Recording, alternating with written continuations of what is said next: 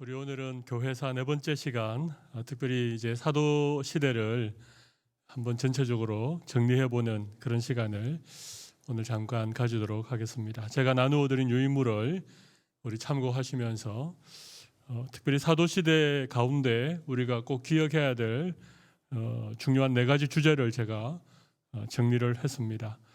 첫 번째는 교회의 시작과 복음의 확산이라는 주제고요.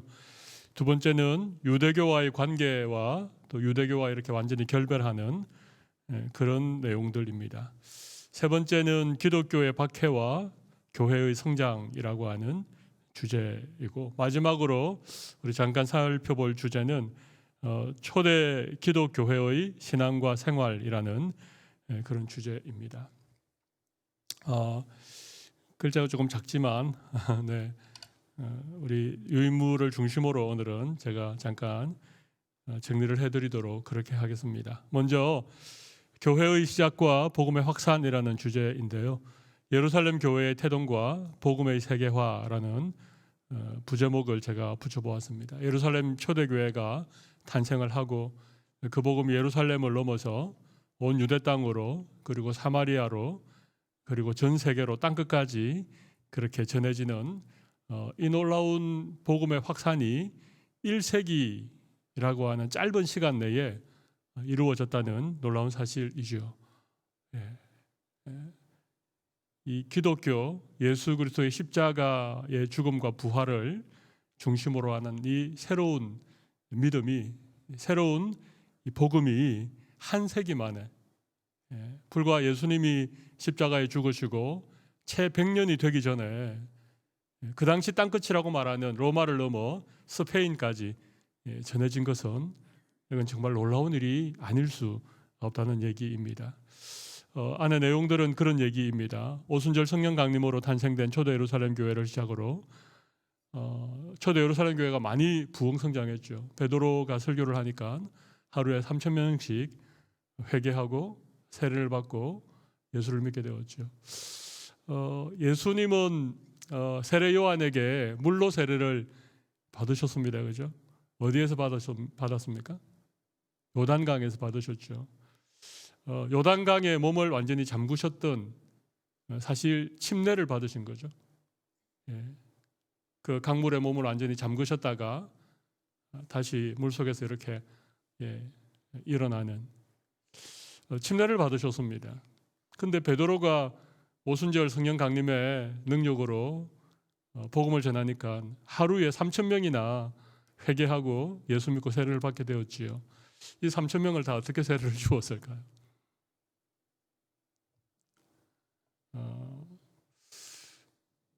제가 자료를 좀 찾아보니까 충분한 어떤 침례를 베풀 만한 그런 어떤 목욕시설이나 또 그만한 어떤 강가나 이런 것을 찾기가 어려웠을 것이다. 그래서 지금 우리 장로교회는 침례를 하지 않고 세례를 하죠. 이 물을 머리에 흘리는, 물을 이렇게 찍어 바르는 것이 아니고 원래 세례는 물을 위에서 흘려야 됩니다. 물이 머리를 타고 이렇게 흐르도록. 아마 3,000명에게 세례를 베풀었을 때 그렇게 하지 않았을까? 아니면 3,000명을 하루에 다 침례를 줄 수 있겠습니까? 그런 짐작을 해보기도 합니다. 제가 드리려고 하는 말씀의 주제가 그건 아니고, 어쨌든 3,000명씩, 또 사도행전 바로 그 다음 장에 보면 5,000명의 수가 제자의 수에 가입하였다, 그런 말씀이 있죠. 그러니까 아주 짧은 시간에 예루살렘 교회가 급격히 부흥하게 된 것입니다.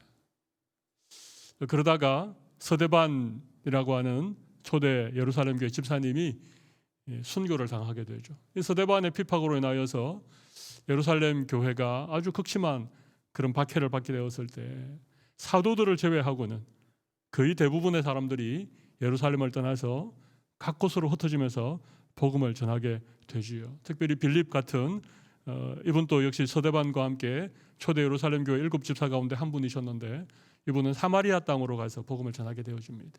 사마리아 땅에도 복음이 전해졌다, 그 얘기를 베드로가 듣고 사도들과 함께 그곳을 방문하여서 그곳에 또 성령께서 임하시는 그런 역사를 함께 경험하게 되죠. 이렇게 예루살렘과 사마리아를 이렇게 복음이 확산되어지게 됩니다. 그맘때쯤 되어서 우리가 잘 아는 이 사울이라고 하는 이 모세율법에 열심히 특심했던 이 사울이 다메섹으로 가는 길에서 예수님을 만나게 되고 회심을 하게 됩니다. 그죠? 사울이라고 하는 이제 이분이 나중에 바울이라고 불리게 되죠. 이 사도 바울은 이방인을 위한 복음 전도자로 적격인 사람이었습니다. 그는 로마 시민권도 있었고 헬라어나 히브리어에 유창했고, 그리고 다소라고 하는 아주 큰 성에서 그렇게 태어난 사람이었습니다. 그러니까 이 사울이 회심을 하고 사울이 복음의 열정을 가지고 특별히 이방인들에게 복음을 전하기 시작한 것이죠. 그것이 1차, 2차, 3차 전도 여행을 통해서 처음에는 아시아 지역에, 그리고 두 번째 전도 여행은 아시아를 넘어서 마게도냐는 유럽이죠.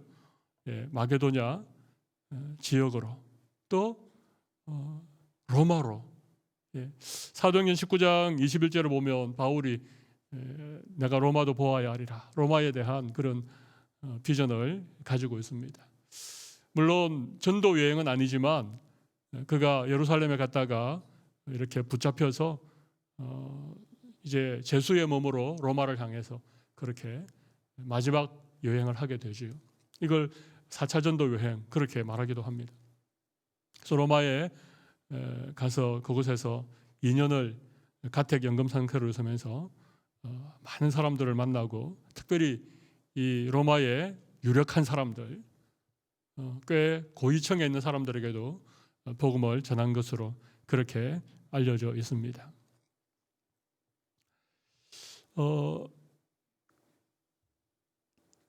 예수 그리스도의 복음의 특징이 있는데 그것은 무엇인가 하면 제가 적어 놓았죠. 노예와 이방인, 여자와 하층민뿐 아니라 고위 관직자와 황제의 친척들에게까지 복음이 전파되었다는 것입니다. 이 디모데후서 4장 21절에 보면 글라우디스라고 하는 사람의 이름이 소개되는데, 이 글라우디스라고 하는 사람은 아마 황제의 친척일 것이다, 친인척일 것이다, 그렇게 추정하는 학자들이 많이 있습니다. 그러니까 굉장히 짧은 시간에 복음이 주로 이런 어떤 가난하고 소외된 사람들 중심으로 뿐만 아니라 노예나 그 당시 뭐 여인들이나 하층민들뿐만 아니라 상당한 관직에 있는, 심지어 황제의 친인척에까지 복음이 전해졌다는 것이 놀라운 사실입니다. 제가 왜 이렇게 되었는지는 조금 뒤에 설명을 좀 곁들여 보도록 하겠습니다. 1세기 안에 이루어진 놀라운 복음의 역사인 것이죠. 기독교는 신흥 종교였습니다. 처음에는 유대교의 한 분파 정도로 생각했는데 기독교는 정말 그 당시 신흥 종교였습니다. 예루살렘이라고 하는, 그것도 나사렛이라고 하는 아주 이스라엘에서도 아주 시골 지역에 목수의 아들, 목수였던 한 30대 청년이 짧은 3년간의 그런 생애를 통해서 전파한 복음이 한 세기가 채 지나지 않아서 로마에까지 전해지고 로마에 있는 황제의 친인척에게까지 믿음이 전해졌다는 것은, 이것은 정말 기적과도 같은 일이죠. 우리는 2000년 전 교회 역사라고 우리가 쉽게 생각하지만 그 당시를 한번 생각해 보십시오. 참 놀라운 일이 아닐 수 없습니다. 이건 사람들이 한 일이 아니라 이건 하나님께서 하신 일이고 성령 하나님께서 친히 이 복음을 전하는 일에 앞장서셨다는 것을 우리는 알 수 있습니다. 복음에 확산되었던, 복음이 세계화되었던 그런 상황들을 우리에게 알려줍니다. 물론 이제 이 복음이 유럽의 북부 지역으로 또 이 아시아를 넘어서 이렇게 극동에 이르기까지, 또 신대륙인 아메리카에 전해지기까지, 아프리카의 중부와 남부에 전해지기까지는 좀 더 많은 세월이 흘렀지만, 그러나 그 당시 지중해를 중심으로 로마가 세계를 지배하고 있을 때에 로마가 지배하던 모든 지역에 복음이 전해졌다, 이런 사실을 우리는 좀 기억을 하시는 게 좋을 것 같습니다. 두 번째 주제는 유대교와의 관계입니다. 제가 거듭 말씀드리지만 참 기독교는 유대교의 한 분파 정도로 모두들 생각을 했습니다. 그도 그럴 것이 예수님은 유대인이었고 예수님의 12제자들 모두 유대인이었고 처음에 예수님을 따랐던 사람들은 거의 대부분 유대인들이었습니다. 예수님도 사역하셨던 지역들이 거의 유대 지역이었습니다.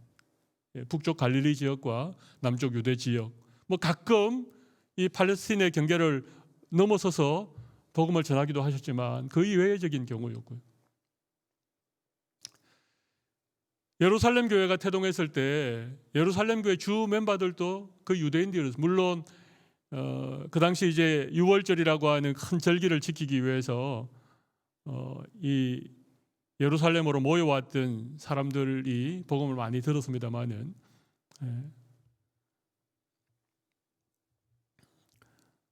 유월절이 아니고 오순절이겠네, 그죠? 오순절날 성령이 임하시고 했으니까 오순절날 이스라엘의 3대 절기는 유월절, 그 다음에 오순절, 그 다음에 77절이라고 하는 77절이 아니고 수장절이라고 하는 수장절이라고 하는 그런 절기가 있죠. 그러니까 이 오순절을 맞이해서 많은 사람들이 예루살렘에 모여 있는데 그 사람들이 세계 각국에서 왔지만 그 사람들은 전부 다 유대인들이었습니다. 흩어진 유대인들, 경건한 유대인들. 그러니까 초대 예루살렘 교회도 유대인 중심의 교회였다. 그렇게 보면 됩니다. 초기 기독 교회는 유대인을 중심으로 유대교라고 하는 요람에서 시작되었다는 것입니다. 구약의 성경은 메시아를 예언을 했죠, 그죠? 메시아가 오실 것이다. 다윗의 후손으로 오실 것이다. 그리고 예수님은 정말 다윗의 후손으로 베들레헴이라고 하는 다윗의 동네에서 태어나셨습니다. 그리고 유대인들 가운데 예수 그리스도를 그들이 기다렸던 메시아로 그렇게 믿고 예수님을 따랐던 많은 사람들을 중심으로 사실 교회가 시작되어진 것이죠. 그러나 대다수의 유대인들은 예수님을 거부하고 예수님을 십자가에 못 박게 된 것이죠. 이런 상황 가운데 이제 복음이 유대 땅을 넘어서 이방인들에게 전파되어지게 되어집니다. 그러니까 사실은 처음에 유대인들 중심으로 복음이 전해지고 교회가 태동했다가 이제 유대인을 넘어서 이방인들에게로 복음이 전해지는데 이방인들에게 복음이 전해지는 그 과정을 살펴보아도 흩어진 유대인 디아스포라 공동체를 중심으로 처음에는 복음이 전해지죠. 회당에서 이렇게 복음을 전하는 뭐 구약의 이사야서를 인용한다든지 구약 성경을 읽고 이 선지자가 오리라고 하신 그 메시아가 바로 나사렛 예수다. 이런 식으로 처음에 사도 바울이 가는 곳마다 복음을 전했다는 말입니다. 그러니까 처음에는 기독교라고 하는 신흥 종교에 대해 잘 몰랐을 때에는 이것이 유대교의 한 분파구나. 그 정도로 다들 생각을 했다는 것이지요. 근데 이게 왜 중요한가 하면 그 당시 로마가 이 세계를 지배하고 있었는데 유대인들은 일찍부터 여러 지역으로 흩어져 살면서 흩어진 지역마다 유대인 공동체를 이루고 살았거든요. 그들은 율법을 지켜야 됐고 유대인들만의 어떤 독특한 어떤 종교적인 전통들을 그들이 유지해야 됐기 때문에 유대인들은 어느 지역으로 가면 항상 공동체를 이루고 살았습니다.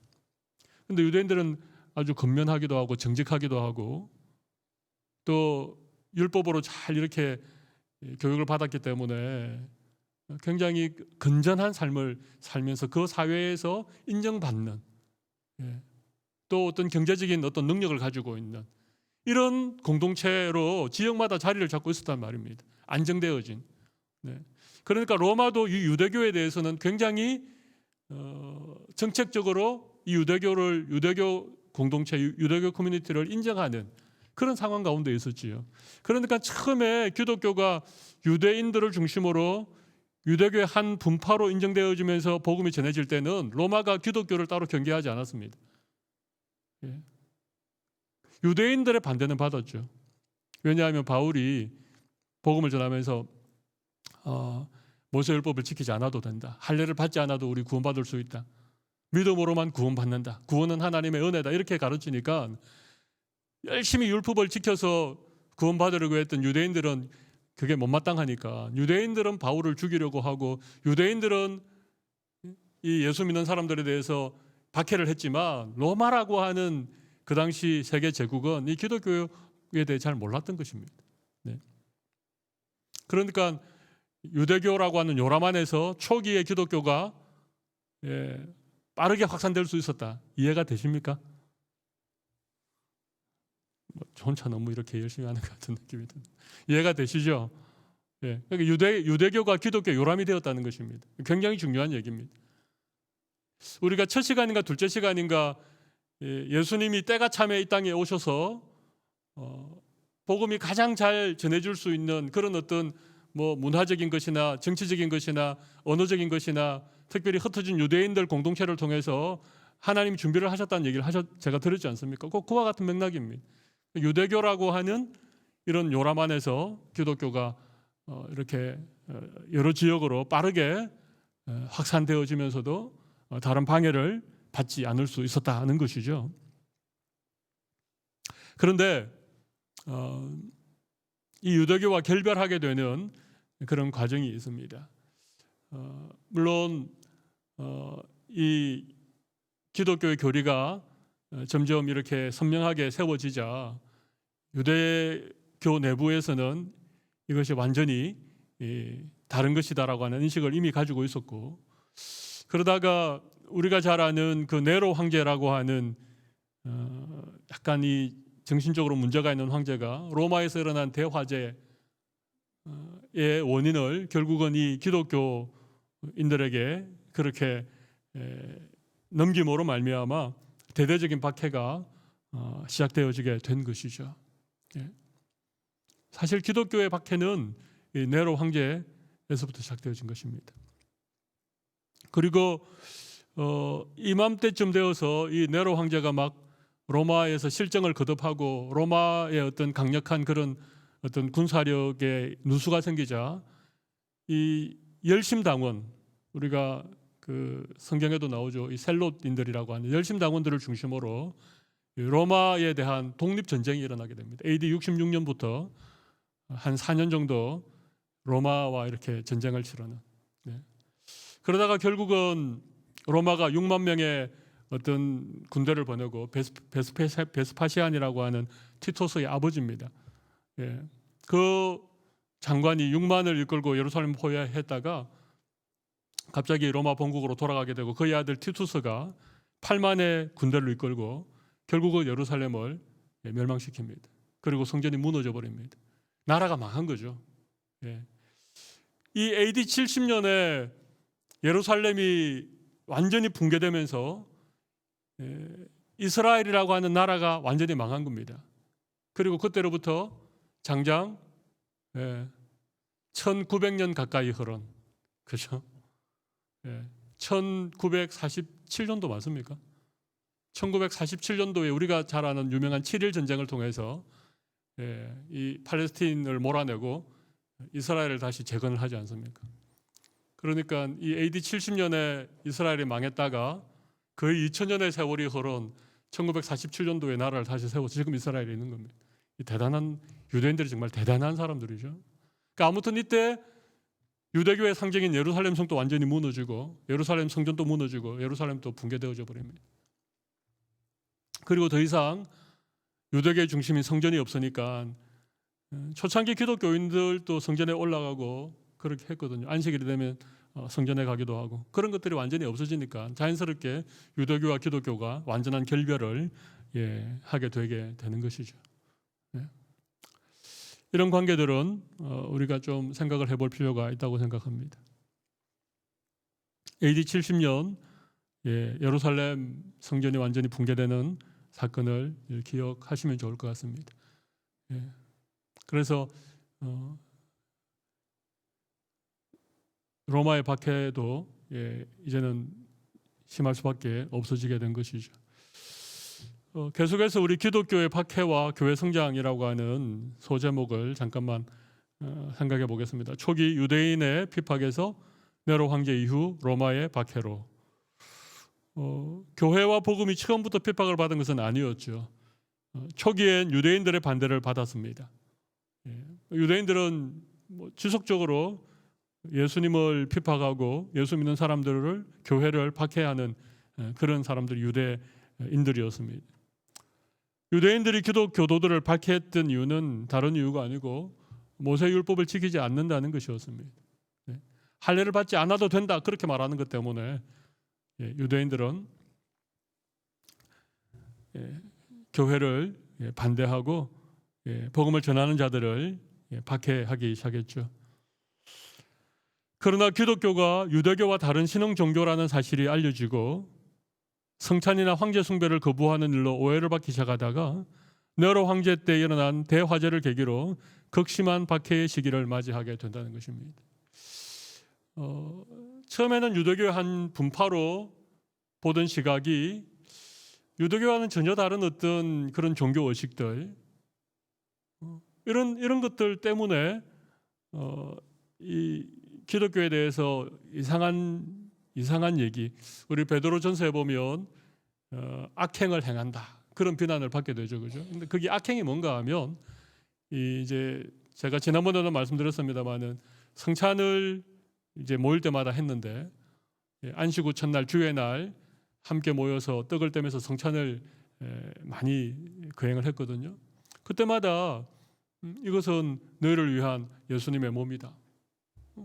이것은 너희를 위하여 흘리는 나의 피, 곧 언약의 피다. 이러면서 함께 떡을 먹고 이 잔을 마시니까 이 기독교도들은 모이면 사람의 살과 피를 먹고 마신다. 이런 괴상한 소문이 퍼져가기 시작한 것입니다. 그리고 그 당시에 교회를 사도 바울은 그리스도의 몸이라고 가르쳤고 그리고 성도들은 몸의 지체들이다 그렇게 가르쳤죠. 그러니까 서로 지체가 되었으니까 뭐 남녀노소 뭐 신분 고하를 막론하고 서로 지체니까 서로 형제 자매 이렇게 불렀단 말이에요. 네. 서로의 호칭이 교회 안에 서로의 호칭이 뭐 바깥에서는 주인님이고 바깥에서는 노예지만 교회라고 하는 공동체 안에서는 서로 형제라 불렀다는 얘기예요. 사도 바울이 오네시모라고 하는 이 노예를 자기 주인 빌레몬에게 돌려보내면서 편지를 써 보내죠. 그게 빌레몬서라고 하는 조그만 한 장짜리 서신이죠. 이 오네시모는 원래 노예였습니다. 이 빌레몬에게 뭔가를 이렇게 잘못을 저지르고 뭔가를 훔쳐서 도망갔다가 로마에서 붙잡히게 되고 거기에서 바울을 만나서 바울이 갇힌 자 중에 나은 사람이 오네시모죠. 그리고 이 오네시모를 빌레몬에게 돌려보내면서 이제는 이 오네시모를 너의 종이라고 생각하지 말고 너의 형제라고 그렇게 여겨달라. 형제라고 여겼던 거예요. 다 형제님, 자매님 이렇게 하니까 그 당시 이 형제 자매라고 하는 호칭이 로마에서는 어떤 좀 부적절한 애인 관계에서 부르는 호칭들이었습니다. 그러니까 뭔가 성적으로 문제가 있는 그런 어떤 집단, 근친상간을 하는 그런 어떤 종교 집단으로 기독교가 호도되기 시작한 것입니다. 거기다가 황제 숭배도 하지 않지요. 이런 악소문을 퍼뜨리고 기독교인들을 핍박을 하기 시작했죠. 네로 황제 때의 박해가 가장 극심했던 박해였던 것이죠. 그래서 우리가 잘 아는 원형 경기장에서 어떤 사나운 짐승들을 파괴된다든지 아니면 이 가죽이 벗겨지는 어떤 그런 어떤 고문을 당한다든지 뭐 심지어는 이 어떤 만찬을 즐기는데 횃불을 사용하는데 사람을 죽여서 거기에서 기름을 짜서 그렇게 횃불을 태우는 이런 일들까지 있었던 정도의 그런 극심한 박해가 네로 황제 때 이루어지게 되는 것입니다. 근데 참 놀라운 것은요, 이렇게 박해를 받아서 거의 기독교가 이 역사에서 사라질 수밖에 없을 만한 그런 위기를 맞이하게 되죠.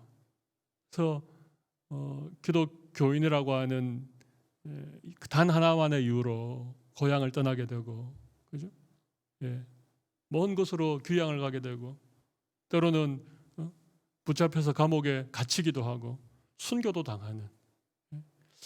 그래서 이제 조금 더 뒤에 카타콤이라고 하는 지하 그 공동묘지, 지하 무덤 속으로 기독교인들이 피신해 들어가지 않습니까? 그게 1세기 말엽이거든요. 도미티안 황제 때 2차 박해 때 이 카타콤으로 들어가는데, 이 카타콤으로 들어간 기독교인들이 그 지하 10m, 20m 그 지하 무덤 속에서 나오게 된 때가 언젠지 아십니까? 그로부터 장장 250년이 흐른, 우리가 잘 아는 313년 기독교가 로마에 드디어 인정을 받는, 공인받는 그때까지 200년이 넘는 세월을 그 빛 한 줄기 들어오지 않는 그 지하 무덤 속에서 믿음을 지키면서 그렇게 살아가게 된 것이죠. 어느 면으로 보나 로마가 황제를 중심으로 대대적인 박해를, 그걸 10대 박해라고 얘기하죠. 그죠? 초대 교회사에 일어난 10대 박해를, 네로 황제로부터 시작해서 10명의 황제가 기독교를 극심하게 박해했다. 말로 형언할 수 없는 그런 박해를 받았는데, 어떻게 복음이 중단되지 않고 오히려 계속해서 더 많은 사람들에게로 더 다른 지역으로 복음이 전해졌는가? 이 아이러니한, 정말 이해할 수 없는 그런 일이 일어났는데, 이유는 이겁니다. 제가 거기 좀 적어놨죠. 그러나 놀라운 성령의 역사는 피팍에 임하는 그리스도인들의 신앙의 모습으로 인해 로마 제국의 심장부까지 복음이 확산되는 역선적인 결과를 낳게 된다는 것입니다. 그 박해를 당하는, 피팍을 당하는 그리스도인들의 자세가, 이건 사람들을 경악하게 했다는 것입니다. 그렇게 고문을 하고 그렇게 잔혹하게 사람을 죽이는데 많은 그리스도인들이 그 고통을 기꺼이 참아내고 오히려 기쁘게 여기고 죽음 앞에서 당당하고, 대체 저들이 믿는 믿음이 무엇이란 말인가? 오히려 이런 기독교의 복음에 대한 사람들의 궁금증들을 유발시킬 수밖에 없었다는 것이죠. 더군다나 그 당시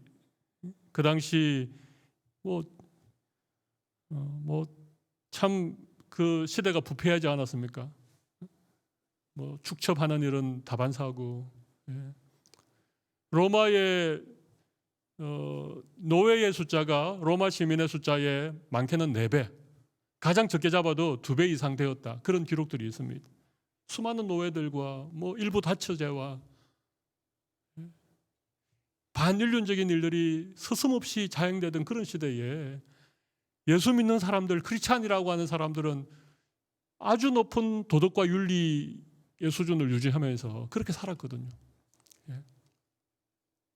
그러니까 도대체 이들이 믿는 기독교 신앙이라고 하는 것이 무엇인가? 그러면서 고위 공직자들이, 황제의 친인척들이 이 기독교 복음으로 그렇게 돌아오게 되는 역사가 일어나게 되어졌다는 것입니다. 이게 초대교회에 있었던 놀라운 복음의 역사입니다. 로마 제국의 심장부까지 복음이 확산되는 역선적인 결과를 낳았다는 것입니다. 이 시기에 카타콤이라는 지하 공동 무덤에서 2세기 이상의 세월을 교회가 맞이하게 되는 그런 역사가 시작되어지는 그런 시점이기도 합니다. 여러분, 그 카타콤이라고 하는 이 기독교인들이 숨어서 공동체 생활을 하는 이런 곳이 만약에라도 발각되면 거기에 몸을 피신한 수많은 이 기독교인들이 다 한꺼번에 붙잡혀서 사자밥이 되거나 사형에 처하거나 이렇게 되니까 이 사람들이 서로 자기가 기독교인이라고 하는 사실에 대해서, 그리고 기독교들이 함께 모이는 어떤 그런 지역에 대해서 이게 어떤 비밀 암호 같은 것이 필요했습니다. 암호 같은 게, 표식 같은 게.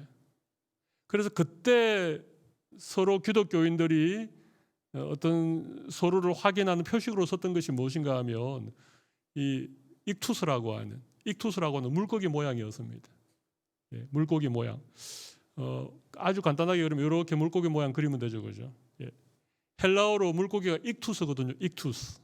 예, 익투스인데 이것은 예수 그리스도 하나님의 아들 구세주라고 하는 헬라어의 첫 글자를 따면 물고기라고 하는 단어가 됩니다. 익투스라고 하는 게 됩니다.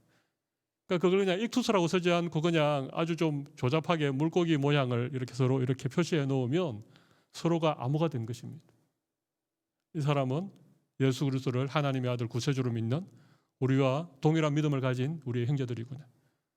그래서 비밀 집회 장소라든지 카타콤의 입구 같은 데 보면 이런 물고기 문형에 암호가 표시되어져 있는.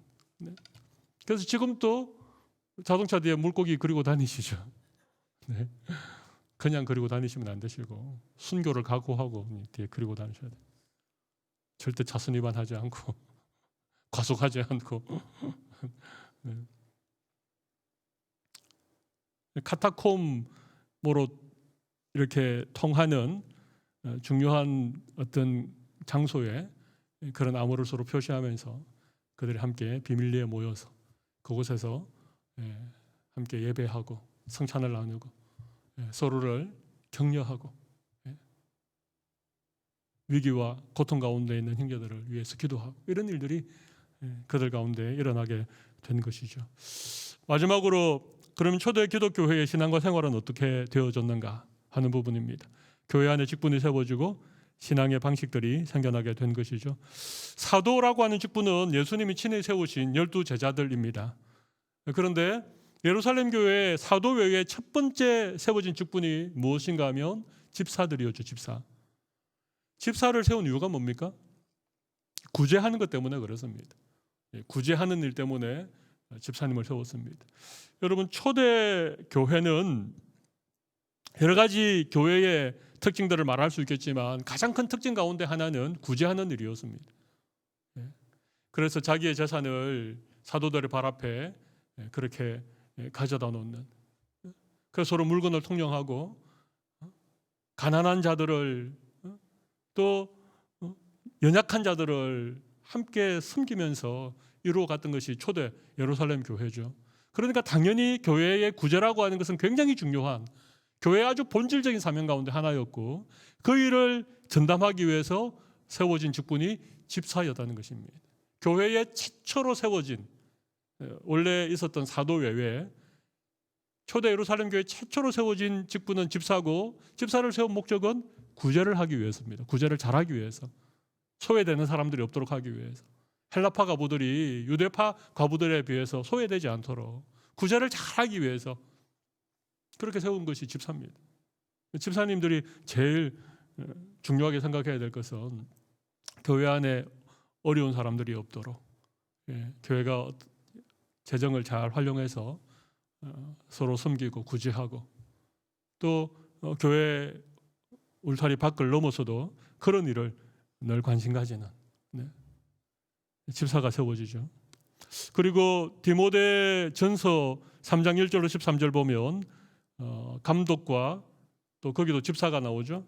그리고 장로, 4장에는 장로에 대해서 말하고 있습니다. 사실은 감독이나 장로는 비슷한 그런 직분을 얘기할 수 있습니다. 감독은 어떤 교회의 목회의 책임을 지는 그런 분이라고 말할 수 있겠지요.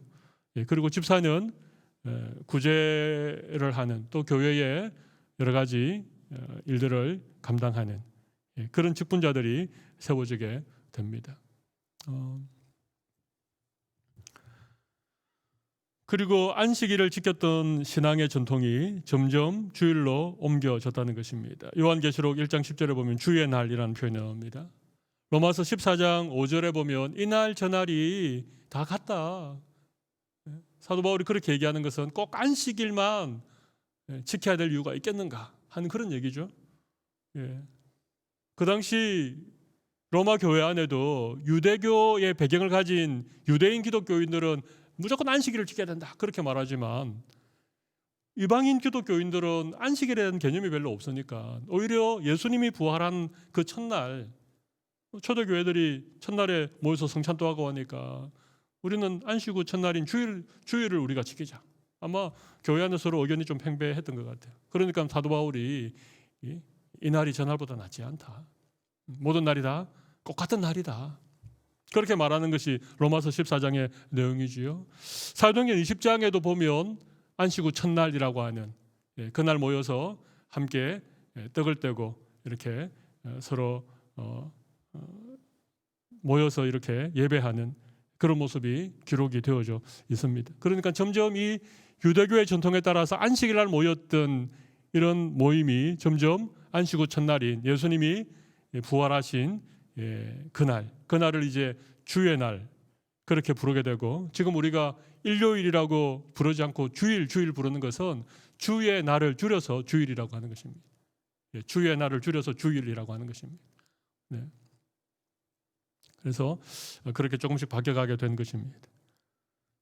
예루살렘 성전이 무너지면서 안식일 전통도 점점 사라진 것으로 보게 되어집니다. 그러니까 안식일을 지켰던 유대교와 이제 거의 결별하게 되어지는 AD 70년이라고 하는 그 사건을 기점으로 그렇게 되어지는 것이죠.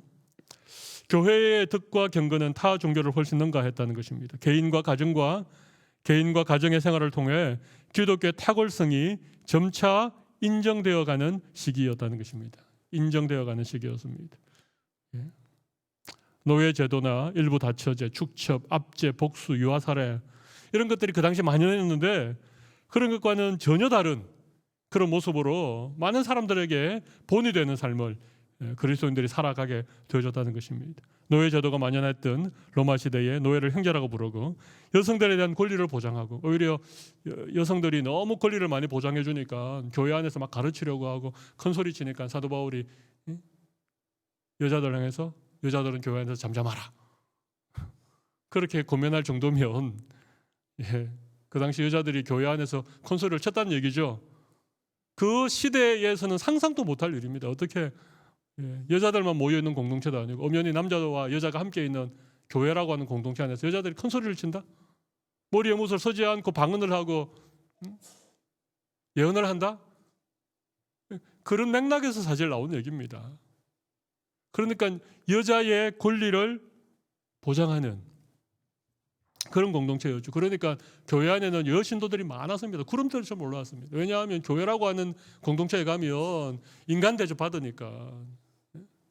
그 당시 로마 시대에는 여자들을 별로 이렇게 대우해 주지 않았거든요. 그러니까 어느 시대나 교회에 여자 성도들이 많은 이유는, 오늘 또 우리 남자 성도보다 여자 성도들이 많이 수요 예배에 나오신 이유는 교회라고 하는 공동체가 하나님께서 남녀를 창조하실 때 평등하게 창조하셨잖아. 역할이 다르지.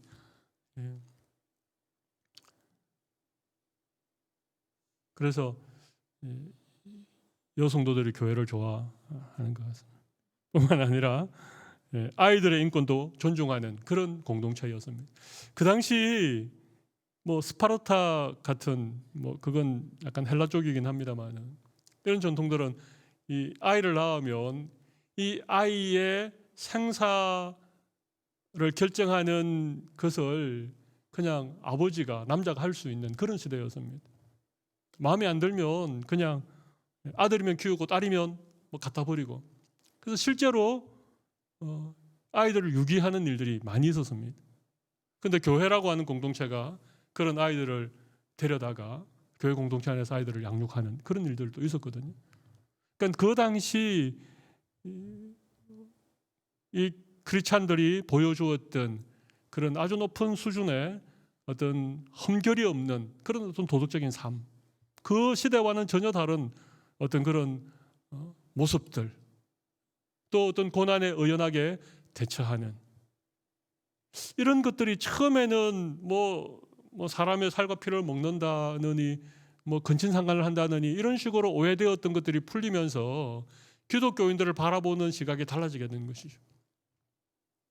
그러면서 이 기독교 복음이 굉장히 강력한 영향력을 가지게 된 것입니다.